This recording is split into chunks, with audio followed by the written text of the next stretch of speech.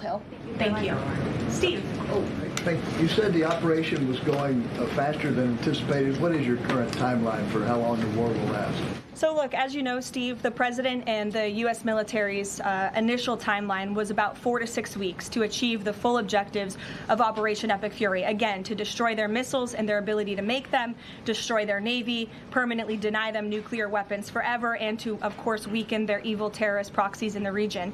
We know that the U.S. military and our brave warfighters are quickly and expeditiously executing these objectives well ahead of schedule, but ultimately the operations will end when the commander-in-chief determines the military objectives have been met, fully realized, and that Iran is in a position of complete and unconditional surrender, whether they say it or not. And does the president still want Iran's unconditional surrender? Well, when President Trump says that Iran is in a place of unconditional surrender, he's not claiming the Iranian regime is going to come out and say that themselves. What the president means is that Iran's threats will no longer be backed by a ballistic missile arsenal that protects them from building a nuclear bomb in their country. I could make an empty threat, but if I have no actions to back it up, then it's an empty threat. And so President Trump will determine when Iran is in a place of unconditional surrender, when they no longer pose a credible and direct threat to the United States of America and our allies. Adriana. Can you explain why the Energy Secretary posted and then appeared to have deleted a post on X saying that the U.S. Navy escorted an oil tanker through the Strait of Hormuz? Yes, I was made aware of this post. I haven't had a chance to talk to the Energy Secretary about it directly. However, I know the post was taken down pretty quickly, and I can confirm that the U.S. Navy has not escorted a tanker or a vessel at this time, though, of course, that's an option the president has said he will absolutely utilize if and when necessary at the appropriate time. And if this was something that was posted erroneously, could it be because of a staffer? What, I guess, will there be any consequences for this? I know you still have to consult, but just generally speaking. Again, I would defer you to the Department of Energy to answer that question. And if I could just follow up really quickly. Sure. In terms of oil sanctions, the president said that there would be some sanctions that would be lifted. Would those be on Venezuela, Russia? Could you give some specifics there and then timing for that as well? Sure. I know it's something that the Treasury Department and the president's energy team continue to discuss, and they will ultimately consult with the president before decisions are made. I don't have any announcements on new sanctions or the lifting of new sanctions for you today. Alex. Thank you. Reuters has reported that about 150 U.S. service members have been injured so far. Can you confirm that number and elaborate on that? I can't confirm the exact number. I know it's within that ballpark, but I would defer you to the Pentagon for a specific number of wounded or injured thus far. And then secondly, if I can, I wanted to ask about, there was a briefing on the Capitol Hill today, and some senators came out and said they were more convinced than ever that there would be U.S. boots on the ground. Senator Blumenthal said that. In fact, your reaction to that and any update on President Trump's thinking about it? Look, I would say that Democrats on Capitol Hill are clearly being quite disingenuous. 3 years ago, not a single Democrat voted against the resolution condemning Iran as the world's leading state sponsor of terror. Yet now, with President Trump as commander-in-chief finally taking the action that so many Democrats have called on the commander-in-chief to do for many, many years to wipe out the threat of a rogue Iranian terrorist regime, now all of a sudden Democrats are playing politics with this long-standing bipartisan policy of the United States, and 53 of them in the House recently voted against the resolution condemning Iran as the world's state sponsor of terror. So I wouldn't take Democrats at their word. As for boots on the ground, the president has talked about this repeatedly. Wisely, he does not rule options out as commander-in-chief. So again, I would hesitate to confirm anything that a Democrat on Capitol Hill says right now about the president's thinking. Garrett. John, you outlined to Steve the military components of what would be involved in ending this war, but it seems like there's a political component too. The president said to Fox earlier today that he doesn't believe the new Ayatollah can live in peace. He made a variety of comments suggesting that he should be involved in picking the new Iranian leader. Is the ending of this war also contingent on Iran selecting a leader that the president finds acceptable? And if so, how is that not the definition of a regime change war? Look, as President Trump has blatantly and frankly stated, it's obviously within the best interest of the United States and the West to no longer have a radical terrorist in charge of Iran, especially as we see their reaction to Operation Epic Fury. They had their missiles turned towards our Gulf and Arab partners in the region. Again, this was a regime that chanted, or still chants, death to America. We look at the way that they are holding the entire world hostage with the restricting of the free flow of energy through the Strait of Hormuz.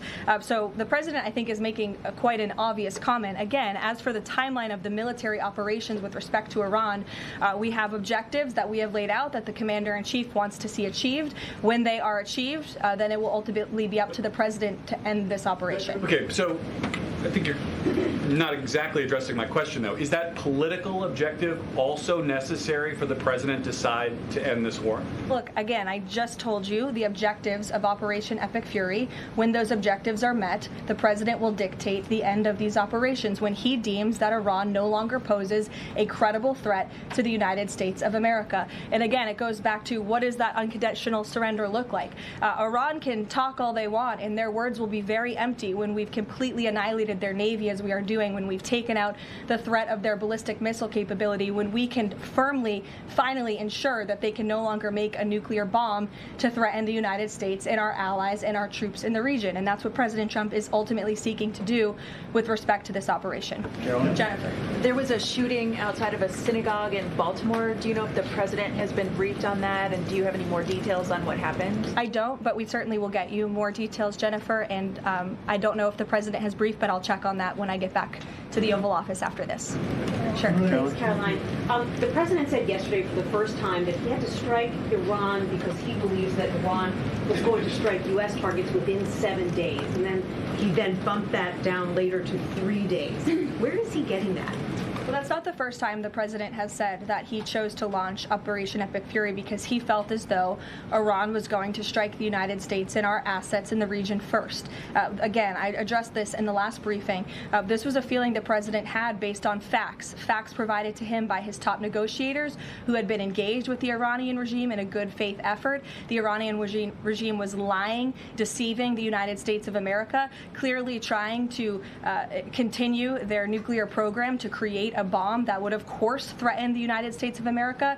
Again, their ballistic missile arsenal, they were rapidly and aggressively increasing that by the month to a place where they would essentially build immunity for themselves, where a future president or President Trump would not be able to launch this incredibly successful operation. And so the president, again, as I have reiterated and he has said, was not going to sit back and allow the Iranian regime to threaten or to attack the United States of America any longer. But there are no U.S. leaders or Israeli leaders who are making those same claims. So is he making this up to justify his decision to go to war now? The president is not making anything up, Nancy. He is looking at this every single day based on intelligence, based on facts, and based on intelligence that he himself and his negotiators have consumed based on their, again, negotiations with the rogue Iranian regime over the past year. And the president and his team tried in a good faith way to reach a diplomatic deal through peaceful means with the Iranian regime. And Iran chose this path to death and destruction. Iran wanted to attack the United States of America, and the president was not going to sit back and allow that to happen. He was not going to sit back and allow that to happen, and everyone in this room should be grateful for it. John. Thanks a lot, Karoline. Two questions for you. One has to do with a follow-up to your statement that you made at the beginning of the briefing regarding the Save America Act. Sure. Yesterday, the Senate Majority Leader John Thune spoke on the effort to potentially have a filibuster broken, the rules for the filibuster broken. He said the votes aren't there, one, to nuke the filibuster, and the votes aren't there for a talking filibuster. He says that's the reality. What's your reaction to what Senator Thune said? Look, I think President Trump, the urgency behind his need to pass the Save America Act and his desire to get this country-saving legislation passed has been made quite clear. He wants all options on the table, and he wants the Senate to move as quickly as possible through whatever means necessary. And then secondly, just regarding the president's trip tomorrow, looking ahead, why Ohio and why Northern Kentucky? Well, why not? These are two great states with great Americans. Just wanted to know why they were chosen. Great states with great Americans. The president will be joined by lawmakers from both states who he greatly admires and respects and supports. And he'll be meeting with business owners in both of these places and talking about the economy, which is, of course, the utmost importance to him. Caroline, thank you. Last week, the Energy Secretary issued a waiver for India to get oil, Russian oils during this energy crisis. Yes. Have you spoken to President about it? What's the idea behind this? Have I spoken to the president about it? Yes. Yes, I have spoken to the president about it. And the president and the Secretary of Treasury and the whole national security team came to this decision because our allies in India, as you know, Leavitt, have been good actors and have previously stopped buying sanctioned Russian oil. So as we work to appease this temporary gap of oil supply around the world because of the Iranians, we have temporarily permitted them to accept that Russian oil. And this Russian oil was already at sea. It was already out on the water. So this short-term measure, we don't believe it will provide significant financial benefit to the Russian government at this time. I have one more question about Pakistan. You know, Pakistan is a neighbor of Iran, and Pakistan is also an ally of U.S. President has been praising a lot about the field marshal. Is Pakistan providing any kind of support in this war against Iran? That I will have to check on with the Pentagon and get back to you. Sure. Thanks, Caroline. The president said yesterday that President Putin told him he wanted to be helpful in the Middle East. The Kremlin put out a statement where Putin said, quote, "I would like to reaffirm our unwavering support for Tehran and our solidarity with Iranian friends." How does the president think that Russia could be helpful, if not helping Iran? And did the president push Putin on Russia sharing intelligence with Iran in this war? The president and his special envoy Witkoff have both said that, of course, they've sent a message to Russia that if that was taking place, it's not something they would be happy with, and they hope that it is not taking place. As for further details about the discussions between these two leaders, I'll leave it to the president to divulge any more of that conversation, but he did confirm it yesterday and provided you with a little bit of the background and his view and his perspective, as he always does. Luke. Regarding the missile strike on the Iranian school, how long does the administration expect that investigation to take, and will the White House or the Department of Defense release a full report of its findings once the investigation is complete? The Department of War will do that. The investigation continues, and as the president said yesterday at his press conference, he will accept the conclusion of that investigation, whatever it may be. We'll go to the back row for some love. Sure, in the back with the glasses. Go ahead. Regarding the shield of the Sitting Americas. down. Caroline, And then you can go, but go first. Okay, thank you. Is there an update regarding You have rough real estate back there, so I'm trying to give you is some there an love. update regarding Cuba, and also is an economic deal imminent? Sure. I don't have any updates on Cuba for you today. Obviously, this is something the administration is actively dealing with. The president's made it quite clear it's his belief, based on fact, that the Cuban regime is bound to fall. The country is obviously in a very weak place, economically speaking. The people are crying out for help, and the president believes and knows that the Cuban regime wants a deal. So as you know, Secretary of State Rubio has been engaged in those conversations as directed by the president. I don't have any updates for you today, though. Thank you, Caroline. Regarding the shield of the Americas, the initiative by President Trump this weekend, big names, a lot of countries, but some notable absences. For instance, Colombia, which is a key ally with the United States in terms of counter-narcotics, and President Gustavo Petro was here at the White House, and he met with President Trump.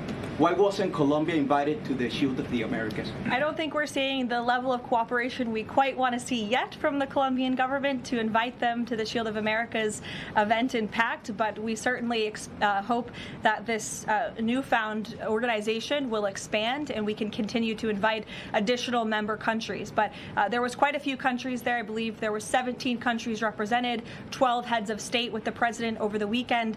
They signed a defense agreement with all of our militaries to emphasize the need to combat drug cartels through Latin America in the Western Hemisphere, and ultimately, of course, to curb the illegal trafficking of drugs to the United States, which is the president's utmost priority in all of this. So it was a great event on Saturday, and we look forward to the coalition expanding.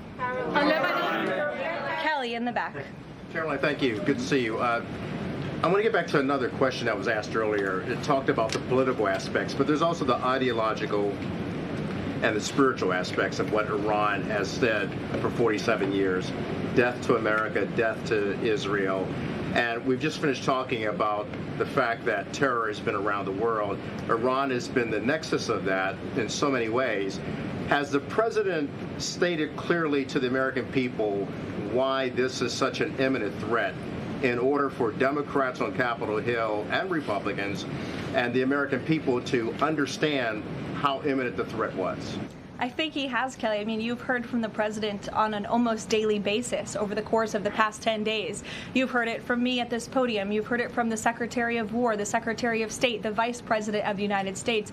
You know, the president's top cabinet and his officials have been repeatedly explaining to the American public the threat that Iran has posed to our country in this moment, but of course over the course of the past 47 years. And their words, again, chanting death to America, speak for themselves.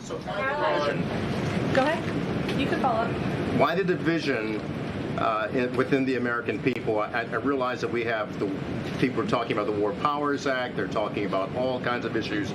But have people forgotten just how imminent that threat was? If they keep saying death to America and death to Israel, they mean it. Look, I don't think the American people have forgotten, but I think Democrats on Capitol Hill, they have not forgotten, but they are just so plagued with this resistance to President Trump on everything that they do that, again, they can't even rally behind the common sense, bipartisan, long-standing principle of the United States of America that Iran absolutely poses a threat to the United States, that Iran is the world's leading state sponsor of terrorism. And I think that's reflected again in their voting pattern. In 2023, every single member of the House of Representatives, with the exception of one, I believe the final vote was 412 to 1 in 2023 for a resolution condemning Iran as the world's state leading sponsor of terror. And now in this year, under this president in 2026, 53 Democrats voted against that exact same resolution with the exact same language. I don't think that's a change in the threat that Iran has posed to the United States. I think it's a change in the Democrat Party's thinking and their vicious hatred for President Trump.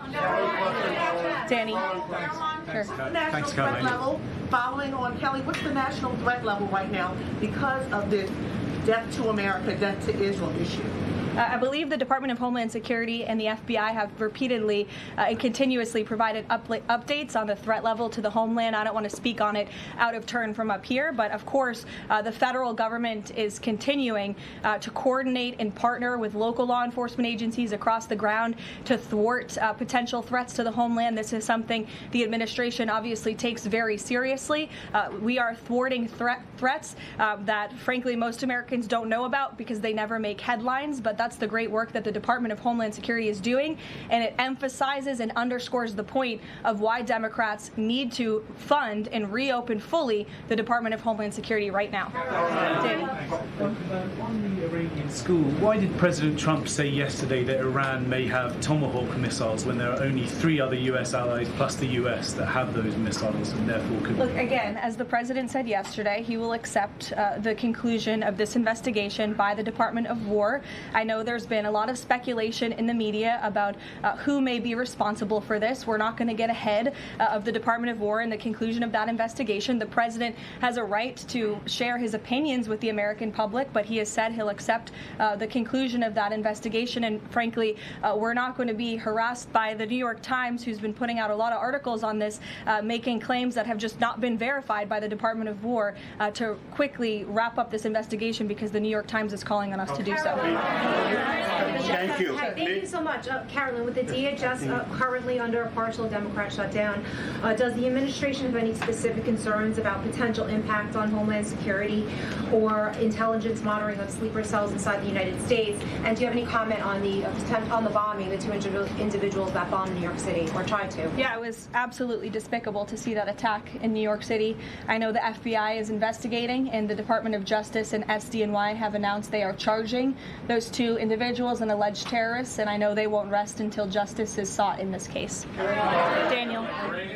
Thank you, Karoline. Appreciate it. Millions of Americans are filing taxes for the first time since the president signed the One Big Beautiful Bill Act into law. New reports say that new IRS data says that the average federal tax refund is around $3,800, a little bit up from the last period of last year. Does the president believe that the average federal tax refund increasing this year could provide a little bit more economic growth, something that he's been very focused on as the year progresses. Absolutely. And Americans are going to start benefiting from the fruits of President Trump and Republicans' labor through the passage of the One Big Beautiful Bill and these historic tax cuts. We are midway through tax season, so just to provide an update from the Treasury Department that just went out moments ago, nearly 63.5 million tax returns have been processed thus far, 45% of the anticipated total number of tax returns by April 15th, so don't forget to file your taxes, people. And the average refund this year is more than $3,700. And we know that more than 27.5 million individuals who have filed their tax returns thus far have claimed at least one of President Trump's new tax cuts. Over 3.5 million returns have claimed no tax on tips. Over 15.5 million returns have claimed no tax on overtime. Over 9.2 million returns have claimed the enhanced deduction for seniors. And over 690,000 returns have claimed no tax on car loan interest. And another amazing statistic, nearly 3.5 million Trump accounts have been opened for children in our country thus far. So we look forward to, I know the Treasury Department continues to look forward to seeing these checks go out the door and into the pockets of hardworking Americans, and the president will be meeting with them himself tomorrow on the road in both Ohio and Kentucky, and we look forward to seeing you all there. Thank you, guys. Thank you, Karoline.